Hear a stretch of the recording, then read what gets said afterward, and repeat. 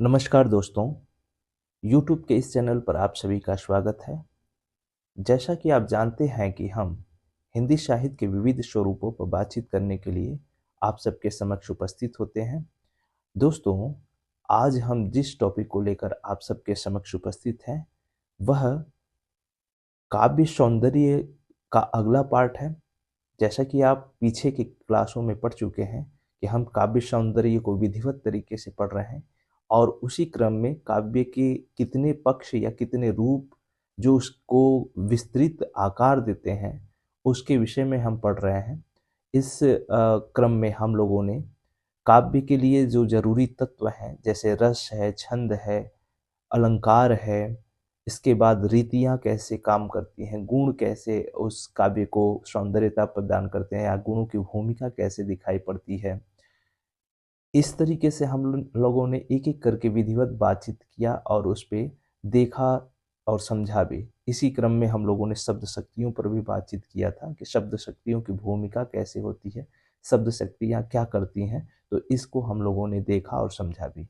आज हम जिस टॉपिक को लेकर आप सबके समक्ष उपस्थित हैं, काव्य सौंदर्य में काव्य के लिए भाषा शैली की का क्या महत्वपूर्ण योगदान होता है, यानी भाषा की क्या भूमिका होती है, भाषा किस तरीके से काव्य के सौंदर्य को बढ़ाता है, इस पे बातचीत करेंगे। और फिर अगले कड़ी में जो भी टॉपिक जुड़ता है, जैसे संगीतात्मकता या ज्ञातात्मकता जो है, वो कैसे भाषा जो काव्य है, काव्य को कहीं न कहीं सौंदर्य प्रदान करने में अपनी महत्व भूमिका निभाता हुआ दिखाई पड़ता है, उस पे भी बातचीत हम लोग करेंगे। तो अभी हम देखते हैं कि भाषा शैली का क्या आशय है, भाषा शैली क्या करता है या भाषा शैली का योगदान कैसे देखने को मिलता है। तो इस पे हम थोड़ी-सी कुछ बिंदुओं के माध्यम से बातचीत कर लेते हैं। भाषा वह साधन है जिसमें हम अपने मन के भाव दूसरे पर प्रकट करते हैं।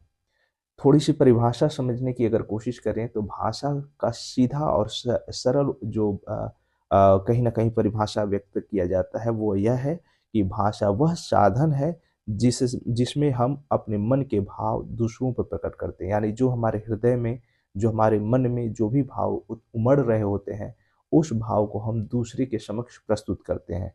और इसका सहारा किसको लेते हैं? तो हम भाषा को लेते हैं। यदि भाषा हमारे पास ना हो तो हम अपने मन के भावों को अच्छे से व्यक्त नहीं कर पाएँगे। उसे जिस तरीके से व्यक्त करना चाहिए, जिस तरीके से दूसरे तक पहुँचाना चाहिए, उस तरीके से हम उसे पहुँचा नहीं पा सकते। तो कहीं न कहीं जो भाषा है उसमें कहीं न कहीं महती भूमिका निभाती है, हमारी बातों को दूसरे के तक पहुँचाने में। हमारे मन में समय-समय पर उत्पन्न होने वाले विचार, भाव, इच्छाएँ, अनुभूतियाँ आदि हमें उसे व्यक्त करने के लिए विवश करती हैं।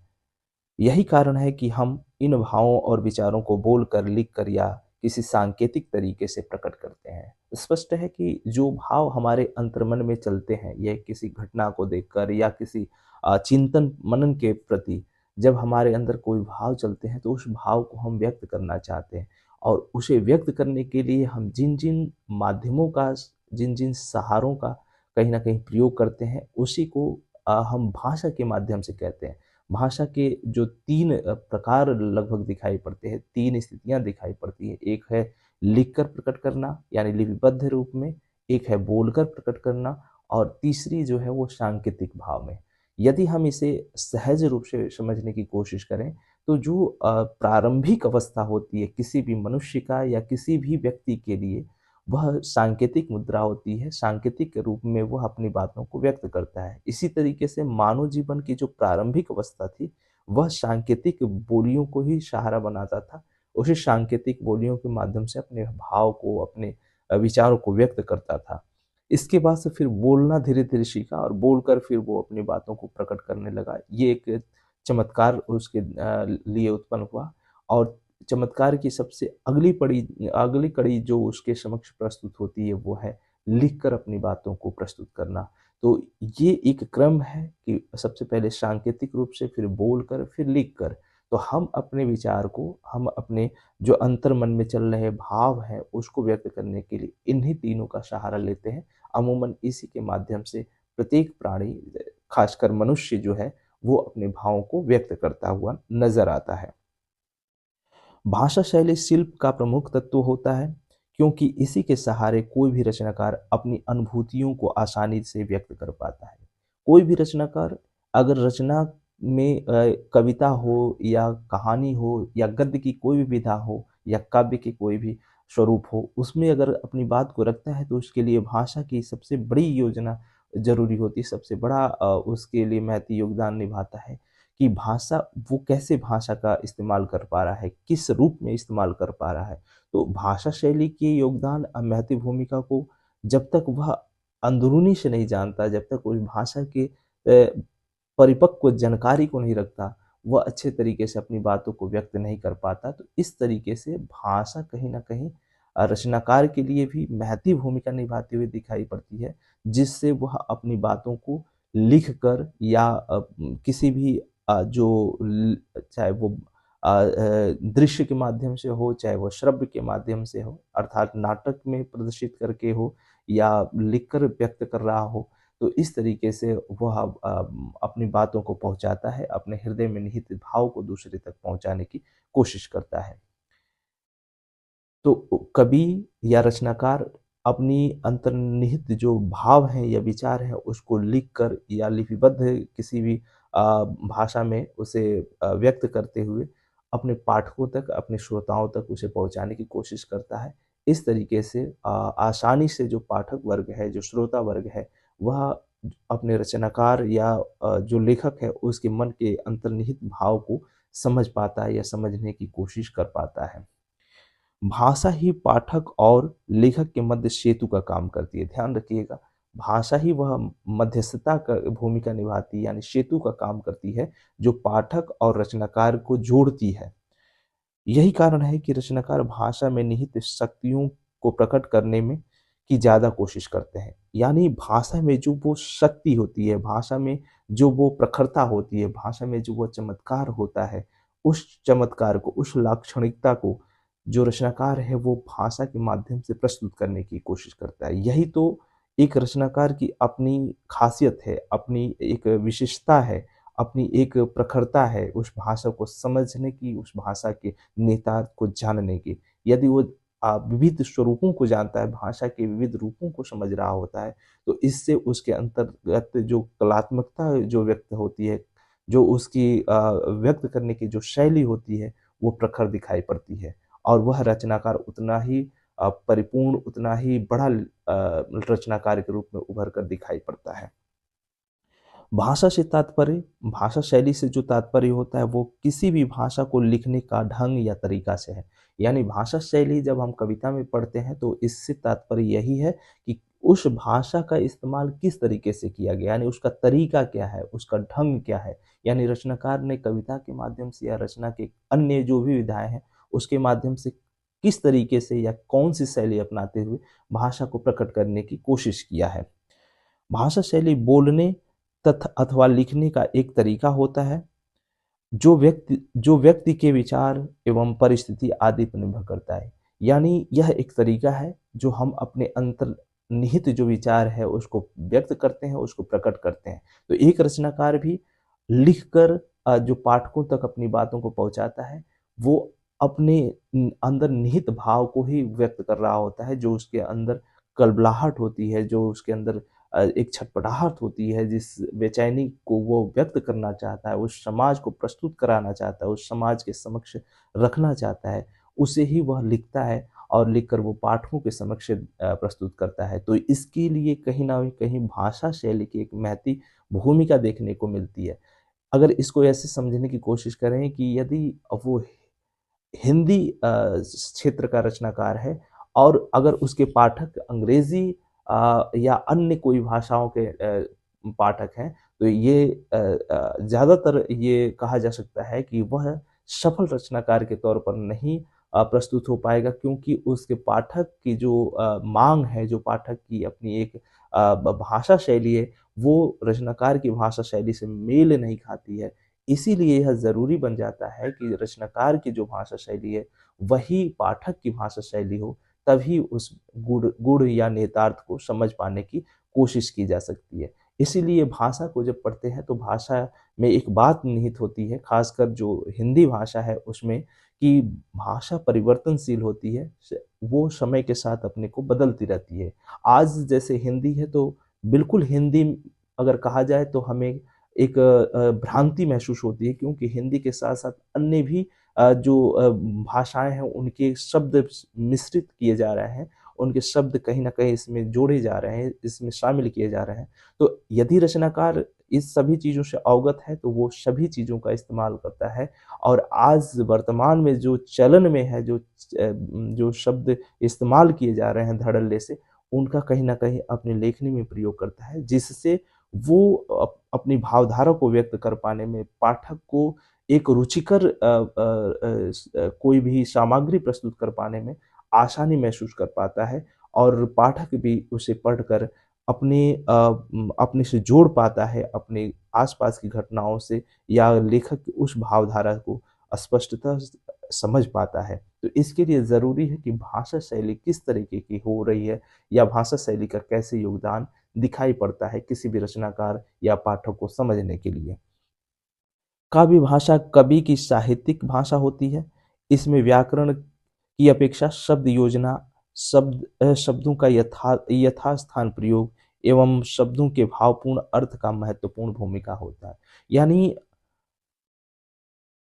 शब्दों की जो अपनी माँग होती है, शब्दों की जो निहितार्थ उसमें जो अर्जित होते हैं, शब्दों का जो शक्तियाँ होती हैं, यानी जो शब्दों में व्यक्त जो भाव होते हैं, शब्दों की अपनी कलात्मकता जो होती है, वो किस तरीके से, किस योजना के माध्यम से रचनाकार उसे स्थापित कर रहा है, किस तरीके से उसे व्यक्त कर रहा है, यह भी कहीं न कहीं महती भूमिका निभाती है, किसी भी रचनाकार को जानने, समझने के लिए। तो रचनाकार को यदि श्रोता के बीच यदि अपने को स्थापित करना है, श्रोता के बीच अपने को कहीं न कहीं प्रासंगिक बनाए रखना है, तो यह ज़रूरी है कि वह शब्दों की जो योजना है, शब्दों की जो बनावट है, या शब्दों का जो प्रयोग है, वो यथास्थान करे।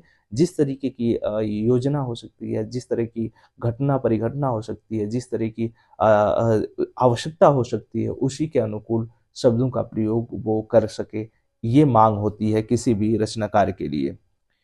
काव्य भाषा कविता के लिए सबसे अर्थवान होती है। यही कविता में चमत्कार उत्पन्न कर उसे सहज, सरल और बोधगम्य बनाती है। कविता लेखन में कवि रोज़मर्रा के शब्दों, मुहावरों, कहावतों इत्यादि का प्रयोग कर भाषा को प्रभावमय बनाता है। साथ ही यही कारण है कि कवि या रचनाकार द्वारा कविता के माध्यम से प्रेषित विचारों को जानने व समझने में कठिनाई नहीं होती है। तो ये समझने की ज़रूरत है कि जो वर्तमान चलन है, जैसे चाहे भाषा की ज़रूरत जिस तरीके की होती है, पाठक की जैसे ज़रूरत होती है, पाठक जैसे सहज महसूस कर पाता है रचना को पढ़ने में, या जो लिपिबद्ध की हुई जो भी लेखनी है उसको समझने में, जैसी भाषा उसे ज़रूरत होती है, रचनाकार की चातुर्य जो चतुरता होती है, या चातुर्य जो स्वरूप होता है, वो उसी रूप में प्रस्तुत करे, उसी लेखनी में प्रस्तुत करे, चाहे उसमें कहावतें शामिल करना ज़रूरी हो तो वो भी करे, मुहावरों की आवश्यकता हो तो मुहावरों का प्रयोग करे, या तत्सम शब्दों की ज़रूरत हो तो तत्सम शब्दों का प्रयोग करे, तद्भव शब्दों की ज़रूरत हो तो वो प्रयोग करे, या देशज विदेशज जो भी शब्द उसके लिए ज़रूरी महत्वपूर्ण बनते हैं, या जैसा पाठक उसकी माँग करता है, जिस तरह का पाठक चाहता है, उस तरह की अगर वो सामग्री या उस तरह के शब्दों को वो प्रयोग करता है, तो निश्चित तौर पर एक सफल रचनाकार के तौर पर उभर कर वो हम सबके समक्ष आता है। तो एक रचनाकार की चालाकी इसी में है कि वो कविता के अंतर्गत जो भाषा के सौंदर्य है, भाषा सौंदर्य का जो प्रयोग है, वो किस तरीके से कर पाता है, तो इसके लिए ये आवश्यक बनता है। इसीलिए यह ज़रूरी है कि भाषा सौंदर्य में किस तरीके की योजना प्रस्तुत की जाती है। ख़ासकर आप यदि कबीर को देखेंगे, तो कबीर की जो भाषा थी, उस भाषा में कहीं न कहीं तत्सम शब्द भी निहित दिखाई पड़ते हैं, जहाँ ज़रूरत होती है। इसके अतिरिक्त अतिरिक्त जो देसी जो शब्द होते हैं, ख़ासकर देशी भाषाएँ जो होती हैं, बोलियाँ होती हैं, अवधी हो, भोजपुरी हो, पंजाबी हो, हरियाणवी हो, इनके भी शब्द उस उनकी रचनाओं में शामिल दिखाई पड़ते हैं। इससे कहीं न कहीं कबीर की जो रचनाएँ हैं, वो व्यापक स्तर पर पढ़ी जाती हैं, व्यापक पाठकों के बीच में प्रासंगिक बनी हुई दिखाई पड़ती हैं। इसके अतिरिक्त उन्होंने जगह-जगह पर मुहावरों, कहावतों और लोकोक्तियों का भी प्रयोग किया है। चाहे वो डाँट फटकार के रूप में हो, चाहे वो किसी को शिक्षा देने के रूप में हो, तो इन सभी जगहों पर वो आवश्यकता अनुसार अपनी भाषा की मधुरता, भाषा के सौंदर्य को व्यक्त करते हुए नज़र आते हैं। ठीक इसी तरीके से हिंदी गद्य के जो महान रचनाकार हैं मुंशी प्रेमचंद, प्रेमचंद ने भी अपनी रचना शैली में इसी तरीके की भाषा का प्रयोग किया है। जैसी ज़रूरत होती है, जैसी माँग होती है, जैसा पाठक होता है या जैसी रचना की स्थिति होती है, रचना में जो निर्मित पात्र होता है, उसके अनुकूल वो अब भाषा का इस्तेमाल करते हुए दिखाई पड़ते हैं। भाषा में जो सहज रूप है, चाहे वो शिक्षित पात्र के लिए हो या अशिक्षित पात्र के लिए हो, उसके अनुकूल ही भाषा की संयोजना करते हैं, भाषा की संरचना करते हुए नज़र आते हैं। तो यह बहुत ज़रूरी हो जाता है कि कोई भी रचनाकार किस तरीके का इस्तेमाल कर रहा है, कैसी भाषा वो व्यक्त कर रहा है। अगर वो आवश्यकता अनुसार या स्थिति अनुसार भाषा का प्रयोग करना जानता है, तो निश्चित तौर पर वो महान और कहीं न कहीं प्रासंगिक लेखक के तौर पर अपने आप उपस्थिति दर्ज कराएगा। तो यह भाषा शैली या भाषा सौंदर्य या भाषा शिल्प के विषय में हम यहाँ देख सकते हैं और उसे समझ पाते हैं। अब अगला जो बिंदु है वो है कविता में संगीतात्मकता या लयात्मकता। यानी संगीतात्मकता से क्या तात्पर्य है? कविता संगीतमय कैसे बन जाती है? कविता में इसका होना या ना होना क्यों ज़रूरी है? क्या कारण है कि संगीतात्मक होते हुए कविता पाठक के लिए रुचिकर बनती है? तो इसी की यहाँ पर एक तरह से भावधारा निर्मित की गई है, इसी को बताने की कोशिश की गई है। तो कविता में संगीतात्मकता से तात्पर्य गेयता से होता है, यानी गाने की जो पद्धति होती है, जो उसे लयबद्ध बनाती है, उससे है। अर्थात कविता को लय और ताल का प्रयोग करते हुए विभिन्न राग रागनियों में गाया जाता है। जैसे मीरा के पद हैं, शूर के पद हैं, तुलसी के पद हैं। तो इन लोगों के पदों को यदि आप पढ़ते हैं, तो वो पद आपको गाए हुए नज़र आएँगे, गीतों में वो प्रस्तुत किए जा सकते हैं और उसे गाकर बिल्कुल राग रागनियों में उसे प्रस्तुत किया जाता है। तो इस तरह के जो पद हैं, उसको गेय बनाने के लिए, उसको संगीतबद्ध करने के लिए, कविता का जो संगीतात्मकता वाला पक्ष है, उसके लिए कवि की चातुर्य दृष्टि बहुत ज़रूरी होती है। कवि की यह योजना उसे प्रखर बनाती है कि वो कितना समझदार है, कितनी जानकारी रखता है काव्य शास्त्रीय मूल्यों का, ये इसके अंतर्गत निहित करता है। तो ये ज़रूरी है कविता को संगीत बनाने के लिए। कविता को लयात्मकता रूप प्रदान कर कवि या रचनाकार उसे न केवल दुरूह होने से बचाता है, बल्कि उसे रोचक, सरल एवं चमत्कारपूर्ण भी बनाता है। यह ज़रूरी है कि जब कविता गेयात्मकता हो जाती है, जब कविता गायन शैली में प्रयोग की जाती है, जब लयबद्ध हो जाती है, तो कविता दुरूह से बचने लगती है, यानी क्लिष्टता से बचती है। उसे आसानी से गाया जा सकता है, उसे आसानी से पढ़ा जा सकता है, उसके प्रत्येक जो शब्द हैं उसको आत्मसात किया जा सकता है। इस तरीके से पाठक उसे आनंद होकर उसे कहीं न कहीं रुचिकर के माध्यम से रुचि बनाकर उसे पढ़ता है और उसके अंतर्निहित जो भाव हैं, जो उसके माध्यम से जो संदेश देने की योजना चलती है, उसे वो ग्रहण कर पाते हैं। तो यह आवश्यक बन जाता है कि किस तरीके से एक पाठक उस रचना को समझ पा रहा है, देख पा रहा है। कविता को संगीतमय बनाने के लिए कवि उतान, अनुमान, तुक, लय, ताल जैसे तकनीकों का प्रयोग तो करता ही है, साथ ही वह यथासंभव गति, यति एवं मात्राओं के सही प्रयोग पर भी ध्यान देता है। यानी उठाव और कहाँ पर उतान करना है, यानी कहाँ पर उठाना है, कहाँ पर डाउन करना है, कहाँ नीचे उसे एक लय में ले चलना है। अर्थात जो तुक है, जो यति है, जो गति है, जो उसकी कहीं न कहीं उतार-चढ़ाव की जो शैली होती है, उसके विषय में कवि भावधारा प्रकट करता है। यही कारण है कि श्रोता जो होता है या पाठक जो होता है, वो इसे विधिवत समझने की तो कोशिश करता ही है, साथ ही साथ उसे कंठस्थ भी कर लेता है। बहुत सारी कविताएँ इसीलिए, चाहे वो रहीम के दोहे हों, चाहे वो कबीर के दोहे हों, चाहे वो बिहारी के दोहे हों, चाहे तुलसी के पद हों या सूरदास के पद हों, मीरा के पद हों, ये सभी क्यों लोगों के कंठों में विराजमान रहे? क्योंकि उनमें संगीतात्मकता का भाव भरा हुआ है। उसमें लयात्मकता का भाव भरा हुआ है। वो पढ़ने में सहज महसूस होते हैं। उसे उसके एक-एक शब्द लोगों के अंतर्मन में निहित हो जाते हैं, एक-एक शब्द लोगों को याद हो जाते हैं। इसीलिए क्योंकि वो लय में है, वो लय वो संगीतबद्ध है, वो उसमें कहीं न कहीं रोचकता है, वो सहज है, वो सरल है, लिपिबद्ध रूप में वो व्यक्त की गई होती है। तो इसलिए ये ज़्यादातर संभव है कि प्रत्येक कवि को लयात्मकता का ध्यान तो रखना ही चाहिए, साथ ही साथ किस तरीके से उसे यथास्थिति सहज सरल रूप भी प्रदान किया जाए, इस ओर भी ध्यान देने की आवश्यकता होती है। संगीतात्मकता कविता सदैव माधुर्य भाव से युक्त होती है, वह प्रवाहमय और भावप्रवण रूप में स्थापित होती है। यानी लयात्मकता के साथ जो भाव होता है, जो कवि प्रस्तुत करना चाहता है, उसमें अंतर्निहित होती है ये सारी बातें, और यही कारण है कि कविता को सहज सरल बनाने, इस कविता को रुचिकर बनाने, कविता को कहीं न कहीं छोटे पद से बड़ी बातें कहने की एक शैली डेवलप कर पाती है। यही कारण है कि लोग कविता को ज़्यादा पसंद करते हैं बजाय जो गद्य शैली की जो रचनाएँ हों उसकी। और कविता छोटी मुँह बड़ी बात कहने की एक अपनी शैली विकसित करती है। इसीलिए कविता के जो पाठक हैं वो अत्यधिक मात्रा में दिखाई पड़ते हैं। तो इस तरीके से कविता के लिए जो भाषा शैली की ज़रूरत होती है, जो लयात्मकता या संगीतात्मकता की जो ज़रूरत होती है, उसको हम देख पाते हैं और समझ पाते हैं कि कितनी आवश्यकता महसूस होती है कि काव्य सौंदर्य में इनकी अपनी योजना, एक कवि को चातुर्य बनाने, कवि को महान कवि बनाने के लिए इसकी ज़रूरत कैसे दिखाई पड़ती है। तो आज की क्लास में हम इतना ही देखते हैं। अगली क्लास में इसके अगली कड़ी को लेकर उपस्थित होंगे। तब तक के लिए विदा दीजिए। धन्यवाद।